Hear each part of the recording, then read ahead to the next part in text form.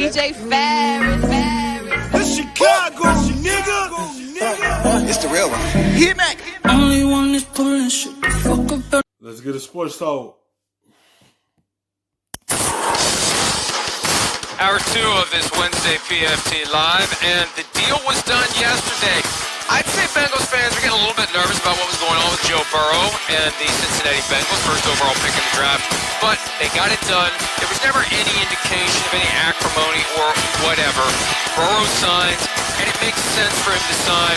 Look, there was a thought that maybe you sit out the whole year, re-enter the draft. It doesn't make sense because the salary cap's going to go down next year. You're not going to get a better deal than the one that's on the table right now. You get the bulk of your money in signing bonus, Chris. So Joe Burrow, officially a member of the Cincinnati Bengals. He's in the fold along with A.J. Green. Joe Mixon showed up. This Bengals team has very low expectations for 2020.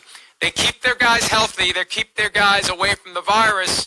And this is a team that could be very interesting. I know it's a tough division to compete in, but if they just, the key is more than the virus. Yeah. Just keeping guys healthy, having a healthy group of receivers on the field, something that they really.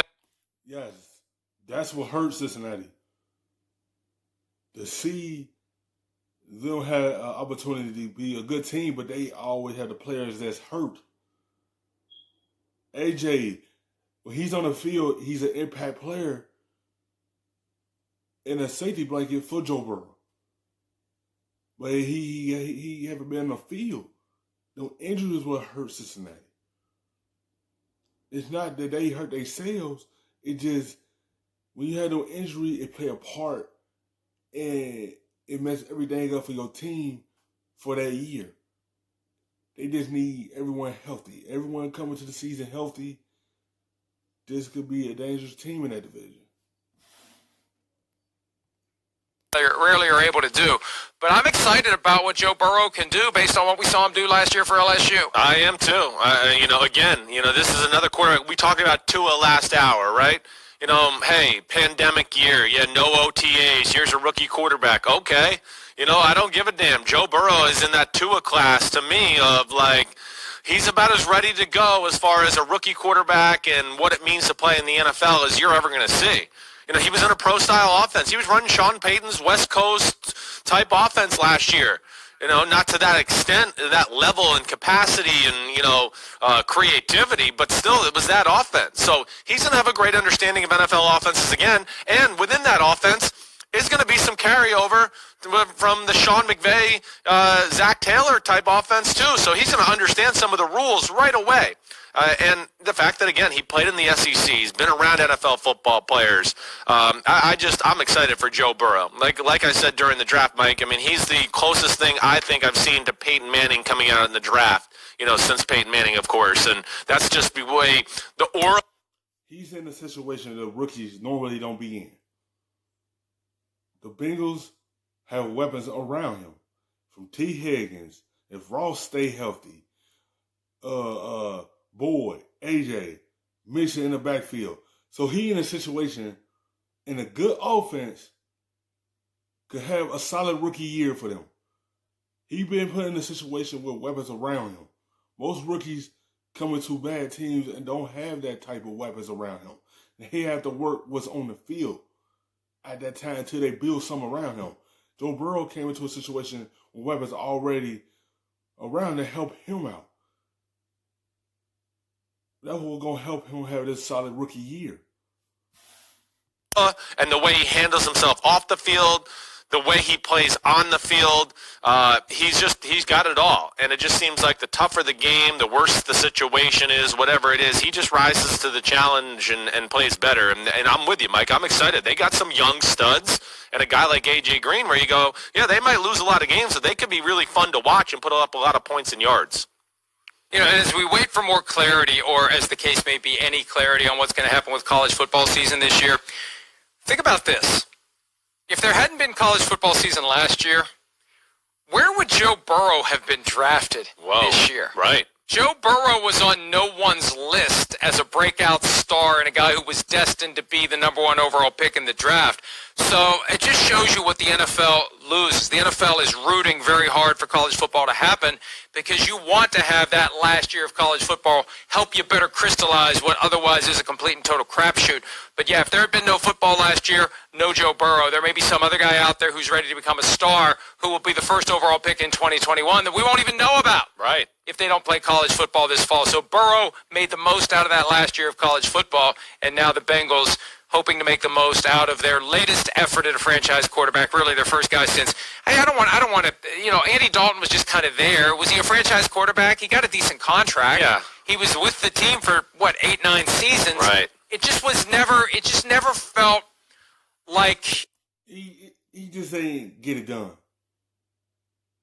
To see my city go through the situations with Andy Dalton is the simple fact is, it was just a matter of time of Monday night games. Like night games, the Bengals will play well. The playoff woes wasn't there. They couldn't get over the hump or win a playoff game. They'd be a good regular season team. Come playoff time, I ain't like to see them crumble up, but they did. That's the only thing. Like Andy Dalton could have been the guy if he would have got them playoff wins. If he would have win them night games. That's what hurt him. He wasn't a bad quarterback. He was a Pro Bowl quarterback. He was a solid guy, but they wanted to move forward now and find a franchise guy and turn over a new leaf. It was clicking the way that it does for the teams that have a true franchise quarterback. Sure. And that's what every team Right. needs to get to. You need to have that quarterback that you think is in the top 10 or close to the top 10 if you want to contend every year. That's right, and you're exactly right. And I don't think we ever had that warm and fuzzy feeling about Andy Dalton. I think we might have had years where we went, "Ooh, Andy Dalton looks good. Ooh, is Andy Dalton in the top half of football?" We might have flirted with that, but you're right. They haven't had this type of guy since Carson Palmer and this kind of excitement. And then this is a guy that's coming off in a national championship, and again, was on a talented team, but man, did he have a lot of highlight reel type plays that we just showed there, where there's nothing, and he's scrambling around and running and making unbelievable plays off schedule. So that's where he's going to be fun, because he is, I think, a guy that, as you always hear me say, Mike, he's going to capitalize on what the offense and what's there to be had, but he can capitalize when there's nothing there to be had, as we had this conversation so many times with those top 10 guys. Offense coordinator can't call the right play all the time. So every now and then, hey, the defense has got, a pro coach. Yeah, it's going to be some breakdown plays that Joe Burrow could create. Ain't nothing there. He going to figure out another way to make a play and keep them on the field. Because the offensive coordinator is not going to always make a perfect play, but it's all about what that guy's going to do. Is he going to create something to make a play out of something that's nothing? Joe Burrow's in the situation of a good offense that fit everything that he does. And that's why I feel like he going to have Cincinnati in the playoff picture this year. I might be reaching, but that's how I feel. I believe in him to help turn the Bengals to a new team. And pro players on that side too, they win sometimes. You need a quarterback that in a handful of those plays is still going to make plays when the defense wins, and the defense is going to go, "Damn, we had them. How did they get a 20-yard gain?" Well, I'll tell you why, because that damn quarterback's really good, and I think Joe Burrow is one of those guys. Hi, I'm Mike Tirico, and thanks for watching.